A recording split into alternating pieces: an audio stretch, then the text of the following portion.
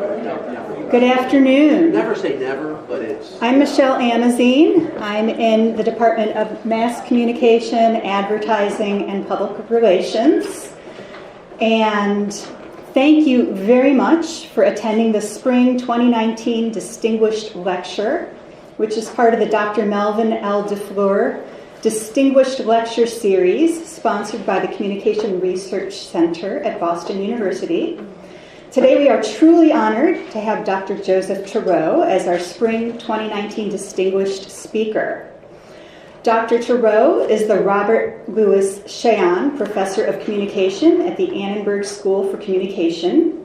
He is an elected Fellow of the International Communication Association and was presented with a Distinguished Scholar Award by the National Communication Association. A 2005 New York Times Magazine article referred to Dr. Turow as probably the reigning academic expert on media fragmentation. In 2010, the New York Times called him the ranking wise man on some thorny new media and marketing topics. In 2012, the trustee Internet Privacy Management Organization designated him a privacy pioneer for his research and writing on marketing and digital privacy. Dr. Turow's research focuses on digital cultural industries, especially at the intersection of the internet marketing and society, as well as studies on database marketing, media and privacy, digital out-of-home media, the process of innovation in the mass media, and the relationship between media and the medical system. Among his many, many other publications, he is the author of The Daily You from 2011, which many of my students have read. This book explores how the contemporary advertising industry is increasingly defining one's identity and worth to society. Most recently, Turow has released a report, Divided We Feel, about the growing use of surveillance in society, implications for privacy, and how people feel about it. Please join me on behalf of the Communication Research Center in warmly welcoming Dr. Joseph Turow. Thank you. I really appreciate everybody coming here today. I got to turn this on. It is on. Oh, it is on. Okay. Yeah. Good. Thank you.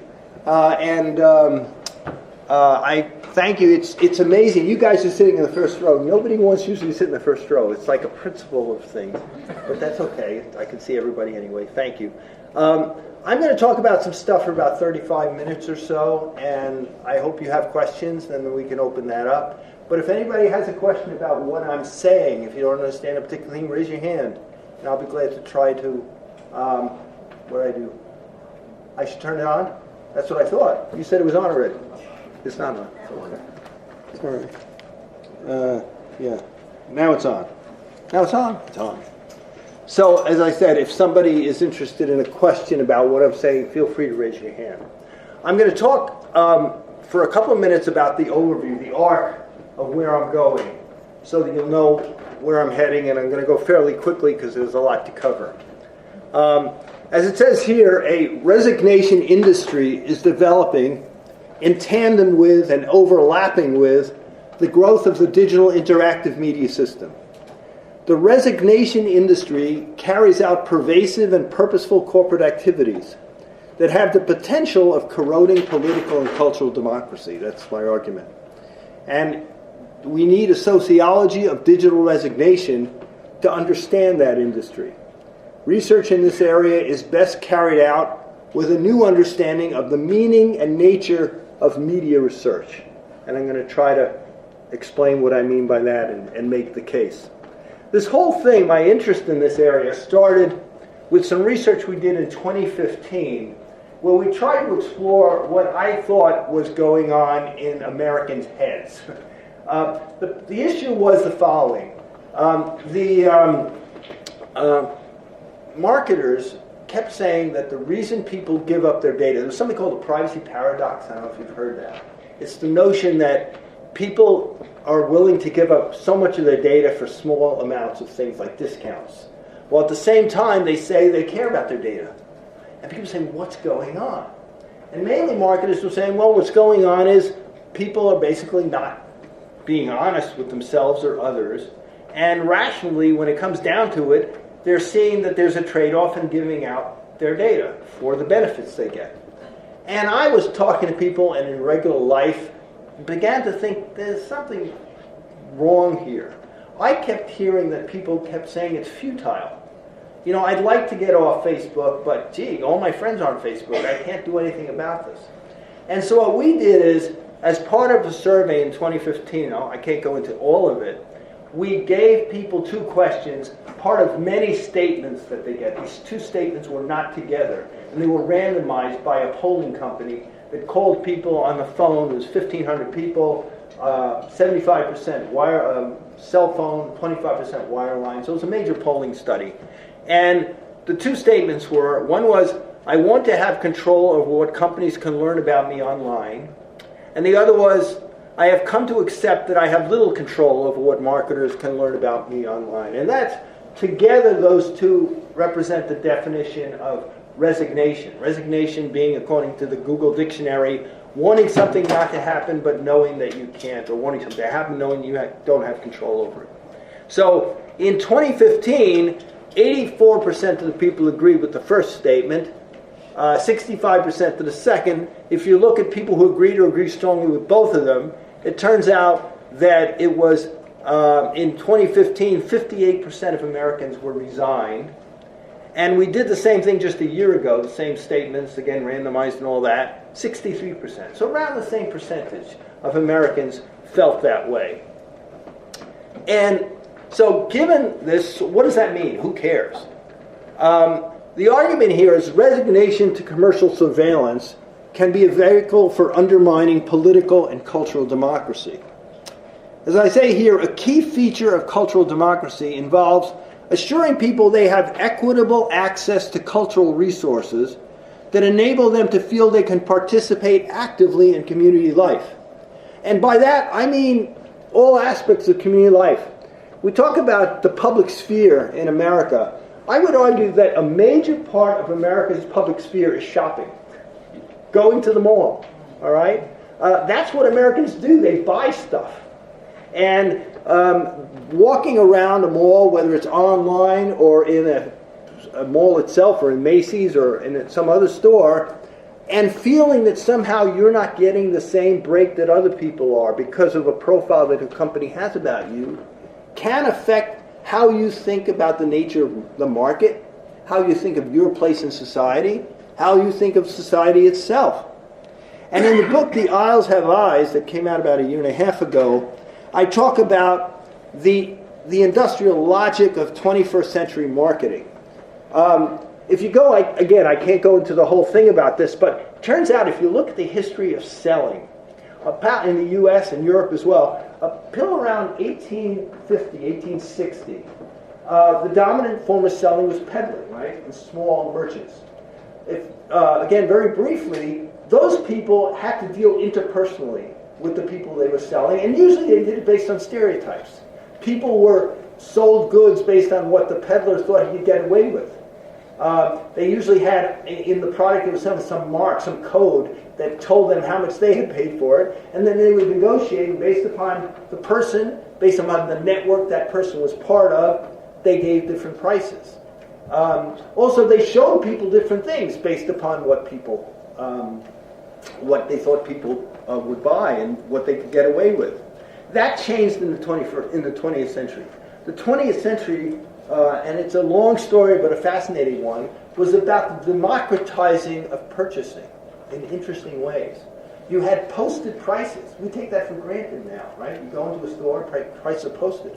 You have the ideology that people should be able to see everything, even though they didn't always. But that was the idea, that you walked into a store and you saw everything anybody else saw, whether they were wealthy or not. You go into Louis Vuitton, no one's going to stop you from seeing the Louis Vuitton stuff, even if you can't afford it. And the prices are there. Okay, that was the ideology anyway. The argument that I was making in the book is that that's changing, because in the 21st century, you don't get to see all the same prices. Right? Most of you know that when you go online, and sometimes, as I can talk about, even offline in a store, the prices are different. You may see different things. A lot of people see different things when they go to different websites, different apps, because of the structure of what the company knows about you. Okay? And that changes the dynamics of what it means to participate in this level of public sphere. And so I argue that the industrial logic of 21st century marketing points to substantially weakening that assurance of equitable access by institutionalizing surveillance and profiling.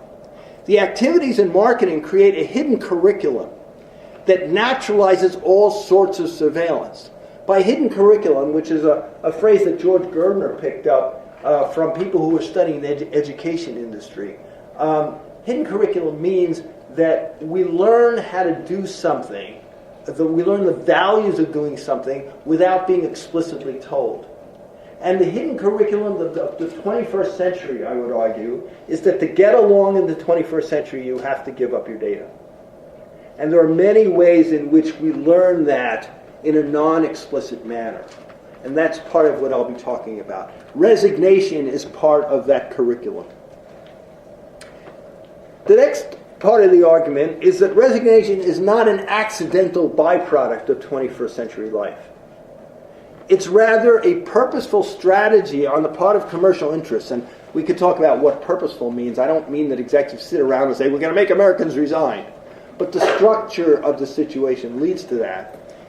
To forestall collective public anger at what Shoshana Zuboff, who was at Harvard, following others call surveillance capitalism.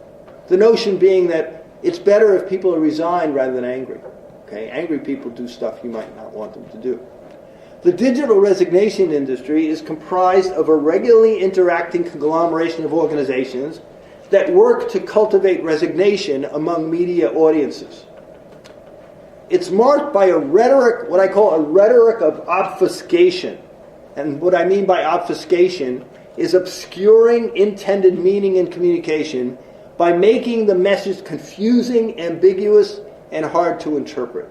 Okay? Now, Helen Nissenbaum uses the term obfuscation in a different way in a book that she wrote with somebody else, in which they argue that what people should do is obfuscate themselves, hide themselves from companies. I'm not using that way. I'm saying that companies use obfuscatory strategies to confuse people when it comes to what they do. And I'm going to give some examples of that. I'm going to be talking about placation, diversion, jargon, and misnaming. Okay? And these are examples of how companies obfuscate. And I'm going to use not Facebook or Google or any of the standard kind of whipping people of privacy. I'm going to go to Kroger. Anybody ever been to a Kroger? Okay, it tends to be in the Midwest, but they own Harris Teeter on the East Coast. They own Ralph's on the West Coast. It's the second biggest grocer in the United States. What's the biggest grocer? Amazon. Well, no, it's Walmart. Yeah. But Amazon's moving up there. Okay, so I'm going to be using the Kroger privacy policy to talk about this kind of stuff. Placation means to appease or pacify, especially by concessions or conciliatory gestures. This is the privacy policy of Kroger on the first page. And it says, your trust is very important to us.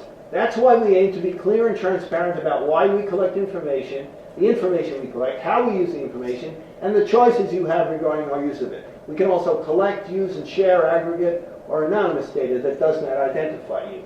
We collect that information to save you time and money, to make your shopping experience better. And then they have a video, this I got a number of months ago on that site, where they have employees from Kroger telling you that they care a lot about you and they care about your security and privacy, and thanks for shopping at Kroger.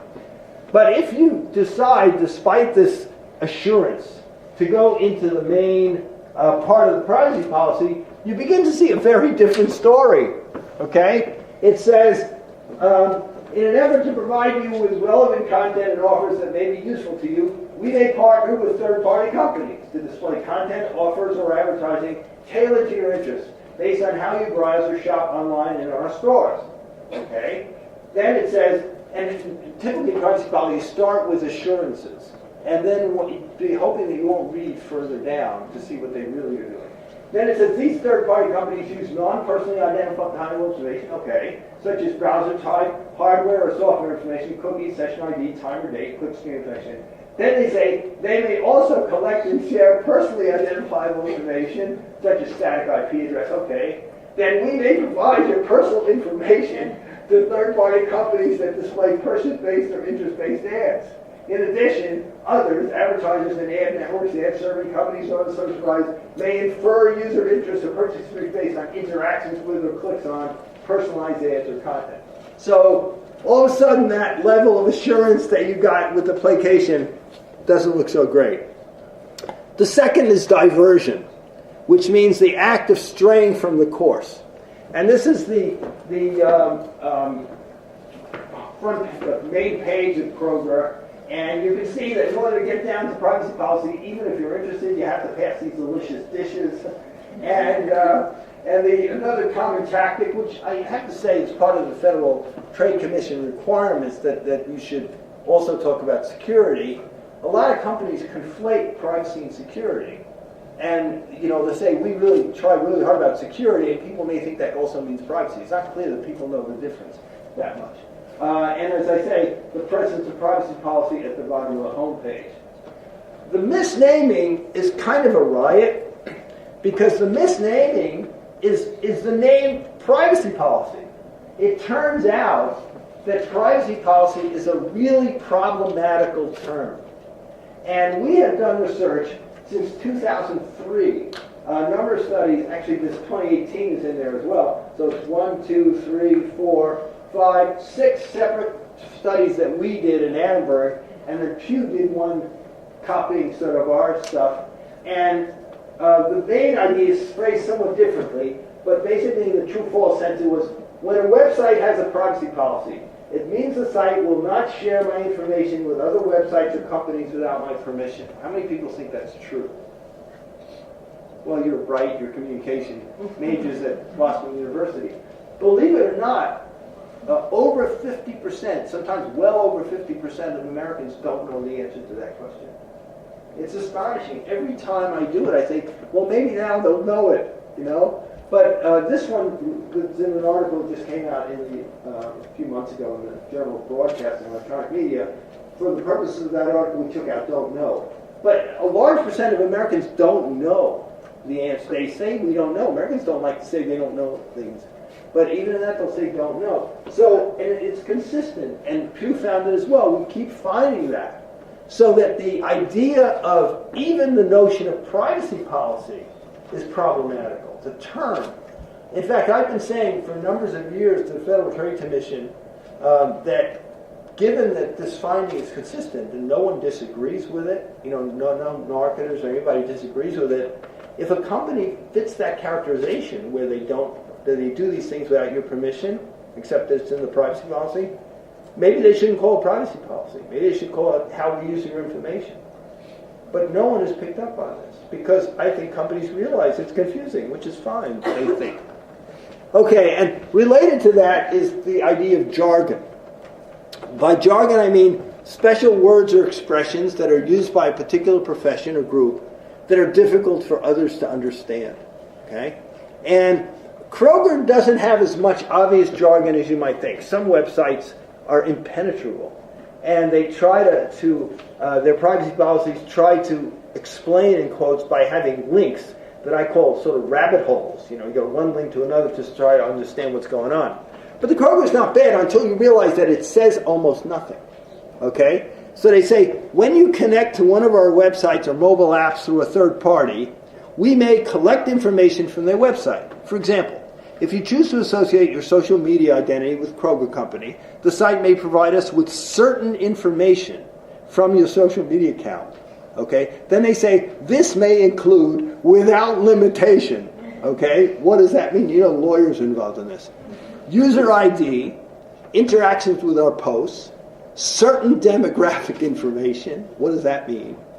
Other information shared with us based on your account settings. What does that mean? Then they say, we may also gather information about you from other sources, including consumer research firms and public databases. What does that mean? And so, really, they're saying we can take anything from anywhere. And if you want to read a really interesting privacy policy, which is not that unusual, but I love because it's named, it's Target, right? Read the Target privacy policy. They say this, and they go even further. We can buy information about you. We can use information about you, anything. But most people don't look at this stuff. But so this is a case where there are these convenient phrases that broaden the possibility. They seem like they mean something, but if you really try to understand it, they're almost meaningless. Now, everybody know what the GDPR is? Yeah, it's the Europeans are trying to create a better sense of privacy. As you probably know, in Europe, there's a sense that privacy is a human right. Here, the idea is it's sectoral. It's by sectors. So you have HIPAA on the one hand with physicians. You have financial regulations. In the marketing arena, it's pretty well been wide open. The GDPR tries in about, last I read, 275 pages in English anyway, to have criteria that make more transparency and allow people to get data that these companies collect about them and a whole variety of other things. But I'm skeptical that, at least in the short and medium term, we're going to find many changes. I think it's going to be litigated. I think that already there are law firms supported by public advocacy groups that are trying to question what these things mean. But in the meantime, I don't know if you've been to Europe or countries that relate to the GDPR, and I have some examples here that show that this stuff is not really changing very quickly. So, for example, one thing that is fascinating about this is from the Telegraph, and it says, basically, they're supposed to give you specific information about what they do with your stuff and if they have third parties that are relating to your data.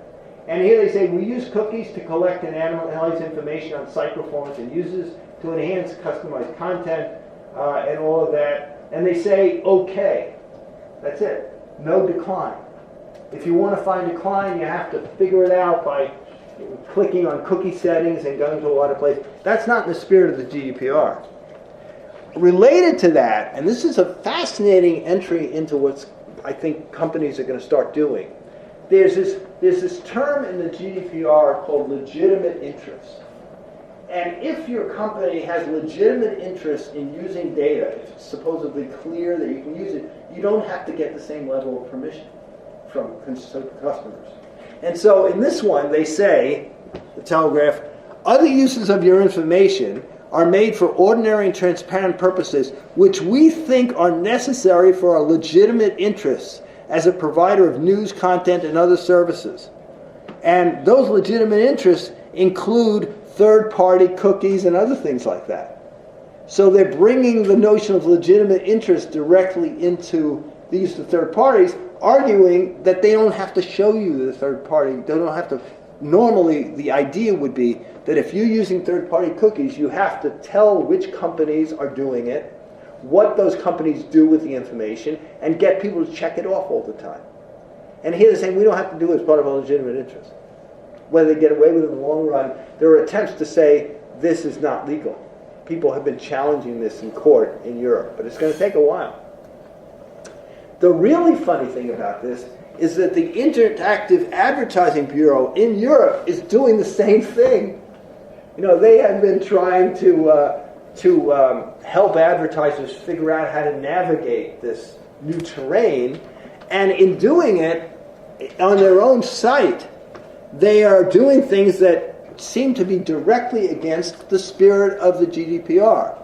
So here it says, IAB Europe uses cookies for functional and analytical purposes. Some cookies used by third parties may be used for targeting, advertising purposes, and they just say, I agree, without any discussion of what those third parties are about, or more information, or read our privacy policy. This is another one that was, I thought, really pretty funny once I figured it out. It's a company that says, because of GDPR regulation, we want you to agree that we can do these things. Look at, put a first-party cookie in your machine, and look at how you get tracked, whether you make certain decisions or not. And at the bottom, it says select all and save, or save current choices. See? Now, first of all, select all and save sounds like you're getting a bargain. Save, you know. But anyway, they're hoping you'll push the button. I was looking at this and that this button is whited out. I can't push that button. It's a fake. You can push that button. I was looking at that button for about 5 minutes, and finally I thought, because I didn't want to hit select. I wanted to not have them do this. If you push the button, you can do it. They make it seem like that button is unpushable because it's whited out. So there are these new techniques that companies are doing to try to fake people out when it comes to even the GDPR. All right. Now, creating media research frameworks for exploring the dynamics of resignation and its implications means rethinking our understanding of our field. That's where I'm going here. You know, I've talked about the obfuscation that companies are trying to do, whether and possible reasons for why we found this kind of resignation. And now I'm going to talk about what it means for communication research to think about this kind of stuff. And I'm going to argue it really means rethinking our understanding of our field to begin to think about this. There have been a number of traditional propositions about what communication research, mass communication research, or media research is about.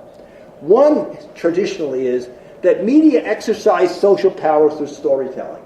You know what I mean by that? Always interested in, and it's really important, newspaper stories. Newspapers tell stories. News programs tell stories. Stories on Netflix. And of course, people have historically been interested. What are the effects of that? What do they do with us? What stories do people tell on Facebook? That kind of thing. The second is that storytelling's role is to create a superstructure that reflects the economic base. You know, that historically people talked about that, the superstructure and the base, and that really Marx said that the media are the superstructure of society. They reflect what the economic structure is about, and storytelling is the superstructure that helps to reproduce the society. And the notion beyond that was that these stories are forms of mass communication. So entirely divorced from whatever responses people would have.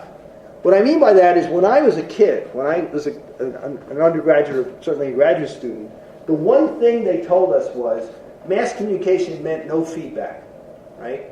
That you can't talk back to television set, that you can't talk back to a magazine unless you're a little loony, right? But and so that was a principle of what it meant to study media back in those days. And it related then to this larger idea of storytelling and how companies found out about the reactions that people had to the stories was typically through ratings or circulation, things of that sort. Now, even by 1983, scholars such as Raymond Williams and Dallas Smies were questioning some of these assumptions in ways that were presaged by Frankfurt School philosophers like Adorno and Horkheimer, not in 1984, more like 1948. But the idea was that there's not necessarily a distinction between base and superstructure, and the media are engines of society just as machines in factories might be. Dallas Smythe had this argument about audiences that contradicted this truism that audience members couldn't immediately interact with mass media. He created this idea that the audience was working for media companies. And when I read it back in I guess it was the 70s, I thought, that's kind of strange. I don't quite understand that. The notion was that audiences are participating in the media economic activity by working for advertisers, by watching the commercials and things like that. But in some ways it was prescient because that's what people do now, right, on the internet. And in fact, they're interacting all the time in real time. Even in the 70s, talk radio did exist, and the spread of interactive cable showed that immediate responses to mass media and the auditing of audience commercial labor were possible. The notion that popular media had no ability to garner immediate audience feedback, as I just suggested, was demolished 2 decades later with the advertiser-sponsored internet. Okay, so now today, this notion that we can't somehow immediately get feedback doesn't exist. But that changes a lot of the way we ought to think about what's going on. And I'm working here from a paper I wrote with Nick Caldry about this that was in the Journal of Communication. The deepest implications of these developments doesn't concern the labor which audience members work, like being labor on Facebook, where you're writing things. Facebook couldn't exist without you guys writing on it, or Google, for example. But rather, it concerns audiences' role as resources for value extraction. That is, as entities whose information can be used or sold by companies for a profit. What I'm talking about here is the industrial construction of audiences and their use by companies, okay? But I mean by industrial construction, audiences don't exist, qua audiences. You are individuals. Right now, I'm thinking of you as an audience of people who are supposedly interested in listening to a lecture about media. Why? Because I'm getting reinforced for that. They invited me, they said it was a nice lecture, it's all this kind of stuff. But that's how I'm constructing people. Audiences are always constructed. And in media context, audiences are industrially constructed. And so what we're talking about here is not stories that are told to audiences, but stories that are told about audiences. And that the internet and other digital media are preeminently interested in real-time understanding of audiences in terms of construction. But we want to go beyond that. What advertisers wanted, however, was not audience feedback, but surveillance. The opportunity to record individual audiences' behavior with media. The internet fundamentally changed how this could be achieved. What's distinctive about this latest approach to the audience is that it involves not simply finding customers for goods or services, but creating data profiles of individuals, which enable sorting them as more or less valuable to sellers. Okay? So that companies increasingly can profile you with a score. And that score determines whether in a particular context you get a higher or a lower rate. I've talked to some advertisers who say that they give loyal customers more, they charge them more price, a higher price, than non-loyal customers, because they're loyal. They'll pay the price. Okay? And today, I don't know if you realize this, you can walk, and we can talk about the particulars, you can go in front of walk down a supermarket like Kroger, and stand in front of the diapers, and it'll change the price for you, because it knows that you just had a kid. And as a consequence, maybe one company thinks that you're valuable, given the history of your shopping there, and they'll support giving you $2 off this particular kind of diaper. And they'll do that by sending a message to your phone with the discount. I mean, it's interesting. I was, years ago, when they were trying this type of thing out in a more primitive way in the supermarket near my house, they had kiosks. So I slid my frequent shopper card in, and I got $2 off a liter of Coke or something like that. So a person came over to me and he said, "I see you got a Coke thing off. Can I have yours?" He wanted the discount. And I wanted it too. I was going to use it to buy Coke. So I said, "I'm sorry." But it turns out he probably couldn't have used it anyway because they connected to your frequent shopper card. And by the way, the frequent shopper card is a fascinating thing. One of the things I learned when I was working on this book, The Aisles Have Eyes, is that one of the most important inventions of the 20th century was the barcode. Is to think about it. I mean, the barcode, and we could talk details later, changed the way companies organize their activities, and it certainly was the beginning of companies learning who we are in a systematic way. And it was invented by 2 graduate students at Drexel University, interestingly enough, in 1948. So at heart, this process that I'm talking about through surveillance is, as Oscar Gandhi suggested, social discrimination. Literal discrimination, meaning I'm separating you from somebody else, but also then arguing that this can have social effects by you're more valuable than I in a systematic way to a particular company. Culturally significant though they are, technologies involved in the targeted presentation of media stories represent today only one facet of how audience construction and social power are converging with a larger transformation of Western business, okay, often linked to government, toward massively enhanced capacities for surveillance. It's not just storytelling anymore. It's lights. It's thermostats. It's how companies tell stories about us through other than just stories. Okay? The purpose for business, what matters is not the link to narrative transmission, but rather the underlying transformation of the internet into a space of continuous data extraction through surveillance. Okay? So that whatever you do, you are connected in a way that a company can talk to you. Anybody been to Disney World with a magic band? I don't mean a ba ba ba ba ba ba. They put a band around your arm, and the company can figure out exactly where you are as you move around constantly. You know, and it is amazing amount of data for Disney to use about how the people there work, go through the park. As Bruce Snayer said, the business model of the internet is mass surveillance. In this world, the term media content can't be limited to narratives that the communication field has traditionally studied. You know, we looked at news, still look at entertainment, advertising, other storytelling genre. These are very important, don't get me wrong. I spent half my life studying this stuff, half my professional life. But beyond that, we have to realize that it also has to include the broad gamut of data that are critical for a different kind of storytelling. The discriminatory profiling of individuals and groups that companies carry out. Okay? And that relates to how we use the phones, mobile personalization, shopping. Shopping is really important.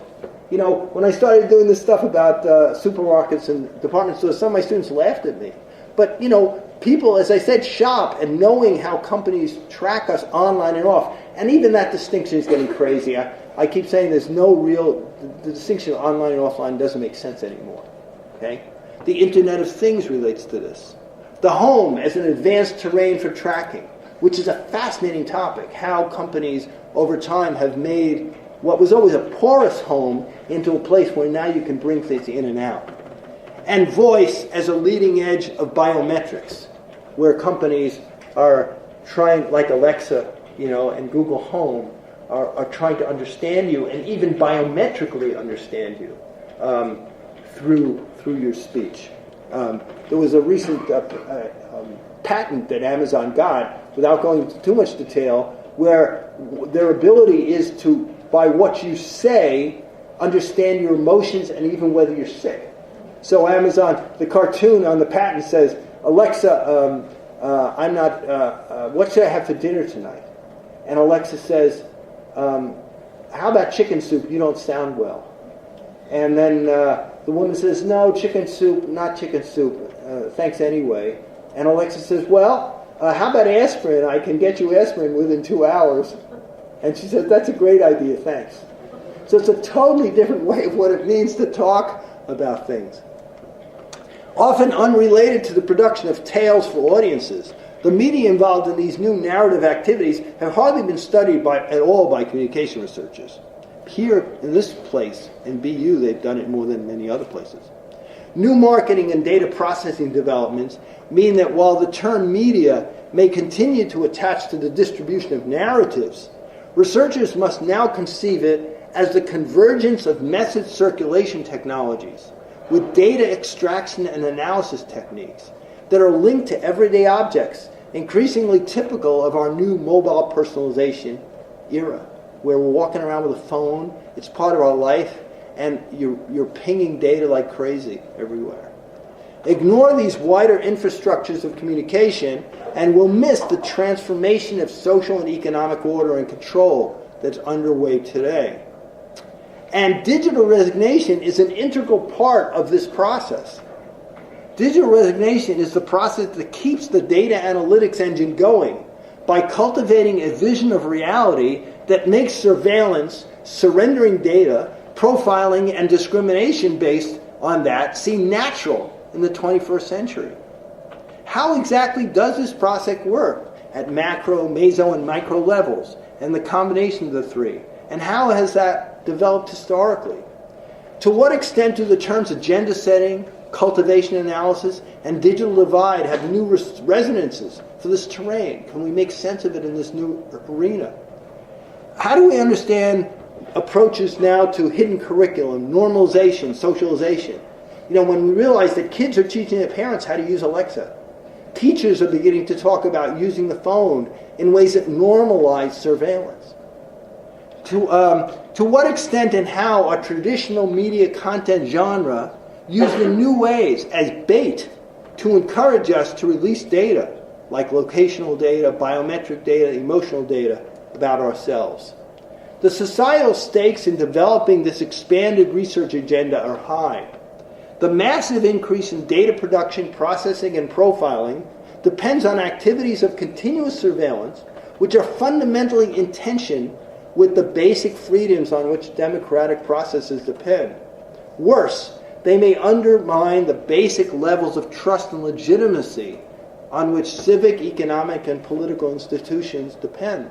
If you keep wondering what underlying what you're doing is leaking, and to whom, and not just to the stores, but to the government and other features of society that they're trying to control.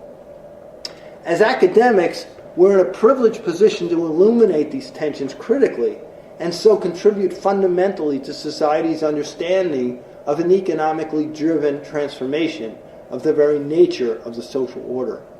And I'm hoping that our field, because what's happening is the engineers are into this, the lawyers are into this, okay, and the business people too, to some extent.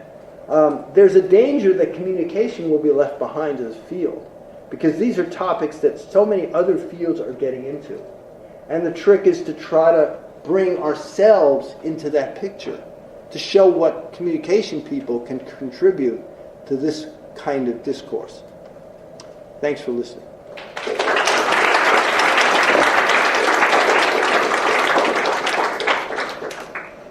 So, no stones, no bananas, no tomatoes. Anybody want to ask a question? About 15 minutes for questions. I'll start. So, a privacy policy in some sense could be thought as a contract. It is, yes. It is, right? So, most people are pretty good at assessing risk and protecting themselves in a contractual situation. You think about buying a home, the risks are very high. You might even hire a lawyer to review your contract. Even in a first home, people will hire lawyers to review contracts. It just seems to me that given that people are pretty good at assessing risk, the fact that they perceive these contracts as no risk is a function of the fact that nothing very much happens as a result of their signing the contracts. In other words, they do all this stuff, and in their real world lives, there's really not a whole lot of consequence. And I've read I've read your book, I've read Schneier's book, I've read Julia Angwin. You guys all really struggle to find real world examples where real harm takes place. I'm not suggesting that I don't want privacy. I'm a big fan of privacy. But the problem is, for most people living their lives day to day, they just don't perceive the problem. Right. So, well, I think if you look, they see it, the word that comes up a lot is creepy. Okay, and what I have learned to understand what creepy means to most people is I don't like it, but I don't quite understand it. I think that's what creepy means. I got a piece of the Times of doing something now on invasive, which it seems that I got a questionnaire yesterday from a person from the Times who was sending this out, like ranked types of privacy supposed invasiveness. And I didn't quite know what invasiveness means. Invasive to whom, see? And a lot of other aspects of it. I totally understand what you're saying, Marty. The issue is, this is the beginning of a long-term, I don't want to say trend arc of society. Okay, if we want to talk about the history of marketing and in terms of the 20th century, we're in 1890. Okay, in terms of that, not 1999 or 2000. If you look at what I mean by that is, this stuff is going to only grow, and the kinds of tendencies that we're going to see, that we're seeing now, I would argue, are going to become part of life in more discriminatory ways down the line. I'm not disagreeing. I agree with you. I'm just trying to, I'm trying to suss out, I'm trying to ask you the question. Yeah.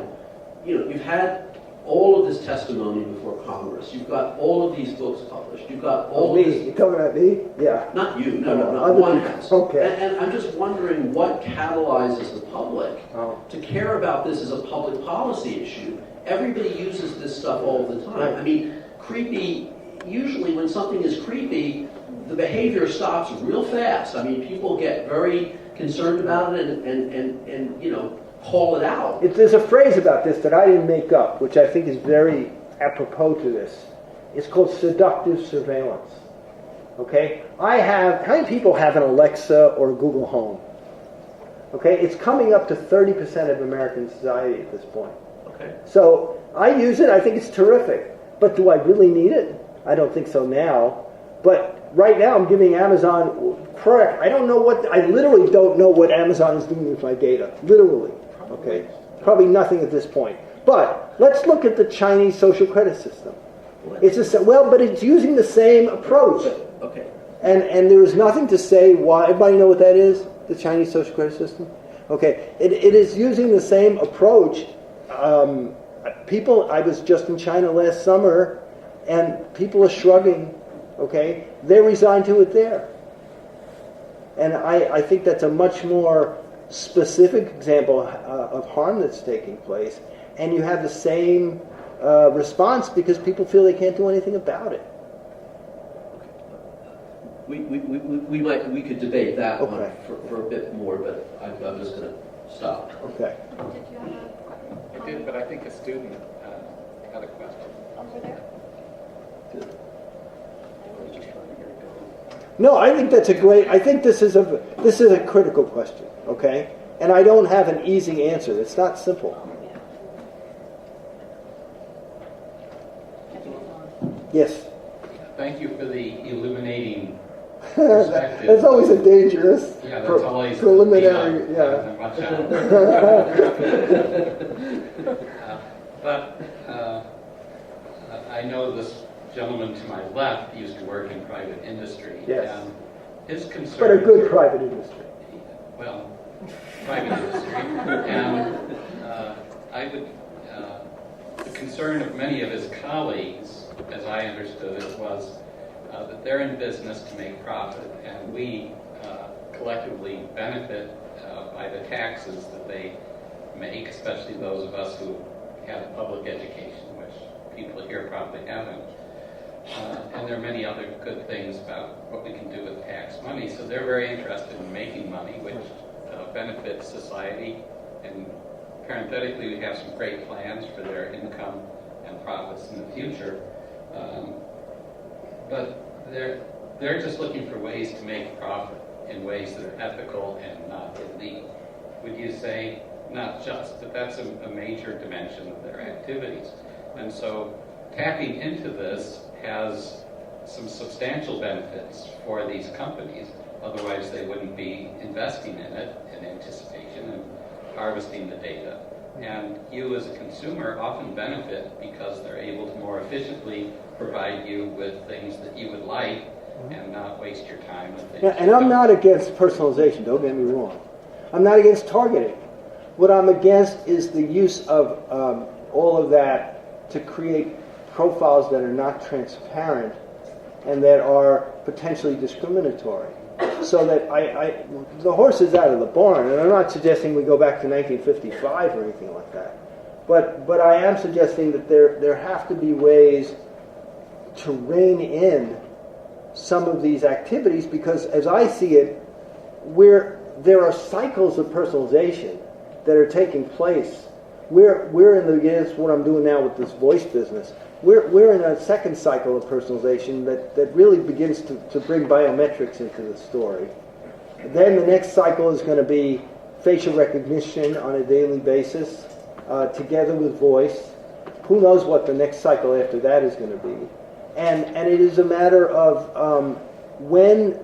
how much do companies have a right to know about people, and to what extent do people have the ability to stop that? Those are good questions. I guess I'll just make 3 points and then we can turn it over to someone else. But first, you mentioned 1955, and of course, if you look at privacy surveys from 1955, there was great concern about Social Security numbers. Anyone also, by the way, who knew his or her Social Security number in that era would be considered a freak for such an odd thing, whereas today, everybody knows that number. And yet, the very same concerns that you're addressing, including political freedom, were very prominent then. And as the professor to my left indicated, that alarm has been going off every few years, and in some sense, there's greater freedom now in the United States in terms of personal lifestyle and preferences than there has ever been before. So you have the policy concerns, the civil libertarian concerns that you raise, which are serious, I don't deny. But you have this other dimension where people are running wild in the streets, figuratively speaking, from the perspective of 1955. Right. The last thing I'll say before we open it up, I was giving a talk, I guess it was a year and a half ago, at Ryerson University in Toronto. And a person in the audience who looked like a mountain man, had long hair, a long beard, he raised his hand and he said, you know, I've been off the grid for decades. He said, I have never used a credit card. I don't have cash. I always use cash. I don't have a frequent shopper card. And that was terrific. He said, now I need a loan and nobody wants to talk to me. And, you know, it's the kind of thing where there are consequences to what we expect from data. You're absolutely right. In 1955, people said don't spindle, mutilate. They were upset about a little later than that with the computer cards and the fact that companies would tell people don't bend the computer card because we need to use it about you, and people were resistant in that. But, you know, I think that the issues today are darker. I think the ways in which companies can track people are tougher. And I think the punishment for not fitting in is going to be also stronger. And that's, you know, we'll see. I hope I'm wrong. But I get paid to be a critic. I mean, the thing about it is that if I were working for Amazon or Google, I would be doing exactly what they're doing now. I'm sure of it. I'm fortunate enough to be able to have a salary where I can try to point out something a little bit differently, and that's, you know, I think that needs to be done so the other side gets heard. You know? I'm not trying to say that I'm better than anybody else in that regard. So let me just close with one point, and that is my own research on privacy. When you ask people in a free form, what are they most worried about? It's not governments, it's not corporations. It's what the neighbors know. They don't want the neighbors knowing the salary. They don't want neighbors knowing what's in the garbage, how many wine bottles. Are they expensive wines? Are they cheap wines? That's the big fear that people have. Well, essentially, not to downgrade the others. I haven't asked about neighbors, but I do find that people are more worried about companies than they are about government. Whether they should be or not is another question, but that is what we find consistently. Thank you very much. That was a great, fascinating talk. I totally agree with you, and I feel like there's another layer on it about companies collecting people's data. There's an argument about all the internet companies were essentially turned to data companies because they are collecting. Yeah. We don't know what part of our data collected will actually specifically use for the functions that benefits us. So they're probably collecting data that are not really useful for the specific service, but they're using it to sell to a third-party company. Yeah, well, how many people here, when you download an app and it says, can we collect your location, hit OK just by very nature of it? Most people do. And if you think about it, most of the companies that are asking for that don't even need location. What they're doing, of course, is they're selling your location to companies that do that market you in terms of the data. Location marketing is a fascinating business, but it also has the ability to track where you are. And we shouldn't assume that this stops at marketers. I mean, the ability to hack into this stuff, and governmental agencies and others can figure out where you are down the line and use some of those data. These are very much porous activities across different sets of the world. So. Well, but on the other hand, basically the audiences or the users actually don't have enough ability to resist that. I was actually wondering if they, the examples you just raised, if they have disagreed there, what would happen next if you click on the disagree? You would go through, I've done that, you would go through, again, a rabbit hole of discussion, which some, at least in the American context, tries to assure you that you're kind of an idiot for trying to do this. But in the other one, they'll tell you something more about it, and you can eventually find a way to decline. Okay? Yeah, but like when I was actually using ResearchGate to download some papers, and I kind of disabled my cookie settings, and I wasn't able to download a paper. Yeah, so companies will sometimes, right, they'll do that. I believe the new California law, correct me if I'm wrong, but the new California law says that even if you decline, you still should have the ability to use the site. But that's going into effect in 2022, and people are trying to change that already. But yeah, there are lots of conflicting and perplexing questions that I think most people I know who are not, it's hard to keep up with this stuff. You know, why should people be able to do that? It's interesting, Pew found that that most people don't even recognize that Facebook gives them choices about how to fix up the kind of privacy restrictions they want.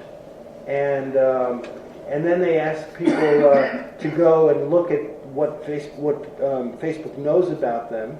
And when they did it, they said, yeah, that's fairly accurate. But they said, we don't like this, you know. So, yeah, and of course people don't like it, and yet they don't want to pay for a lot of stuff. So there are a lot of dilemmas that we're facing within the society about it. Yes, ma'am. Hi, I guess I'm just wondering, well, thank you very much for your time. Were there differences among demographics? I'm not sure if I missed that, about how people interpret privacy. I'm trying to remember. I think we found that it didn't vary by age.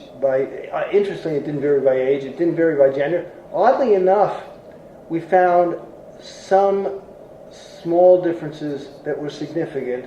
African Americans tended to be less resigned than whites and Asians, but they were still large. It was over 50%. I wondered mostly just about, more privileged populations perhaps being more resigned because they don't necessarily feel threatened by, those in... Well, you know what we did find, and this was a surprising thing. The more we gave people questions about how sophisticated they were in understanding the business of marketing and media, and we found the more knowledgeable a person was, the more likely they were to be resigned, which is really interesting, and it was surprising to me. Yeah. I wondered a little bit about income as well. I didn't know. I don't remember income. I don't think it matters, but it's real hard to get real income well, even in major survey research projects. Yes, sir. Sorry, actually. Oh, sorry. I was wondering, in particular, and building off Ian's question, how this idea of resignation balances with the instrumentality of having data. Right? Like, I like to think that I know what data is being collected about me, but I'm usually fairly enthusiastic about it because I'm a nerd, and I like having a bunch of data about me that I can do interesting things with. And the idea of having people control at a really granular level the data that's collected about them and whether they want cookies on different sites is, I think, a valid one. But there's also things that you can't do without collecting data about people. And so even if you simply say we should have data autonomy, doesn't that still create an imbalance where the people who are willing to autonomously volunteer information about themselves will have increased capabilities or increased access over... That's an interesting point. I don't buy the idea that the reputational society possibilities are good ones. There are companies that say, we'll we will take hold of your data and we'll get companies to pay us for the use of your data. Sort of reputation companies that are trying. That's not caught on very much. Yeah, I agree with you that there are advantages, hidden problems with any kind of situation where you give certain people autonomy because other people won't have it. There are like hidden implications. I think that most people, there's an incredible number, and I haven't seen this collected, of urban legends about how companies use people's data. You know, like if I want to get a good airline price, I should go to a friend who never used that airline, that kind of thing. May be true, maybe not. There are lots of these legends that people use, but in actuality, it's very difficult to figure this stuff out. And so, when people say give people control over their data, I used to believe that kind of thing was a good thing. Now I'm beginning to think that maybe regulation is the most important aspect of stuff, and then maybe and transparency should be important as well. But you know, it's not easy in this environment to do that. And as I suggested, I don't even think the GDPR is successful at this point. So it's a tough situation. Yes, sir. Thank you very much for the talk. So, as a room full of communication scholars and students, what can we do?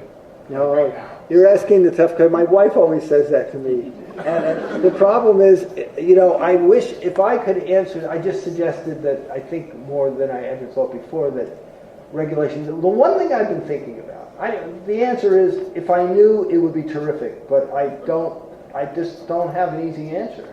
We're living in a world, as people here have suggested, which the seduction of certain kinds of data are useful for people. And it's very hard, and companies know what they're doing, they really do, but when they're seducing people this way. But I think one of the things that we could think about is limiting the number of data points that companies should be able to use about us at any one point. One of the problems that you get into when it comes to data is the idea that there are sensitive data and not sensitive data.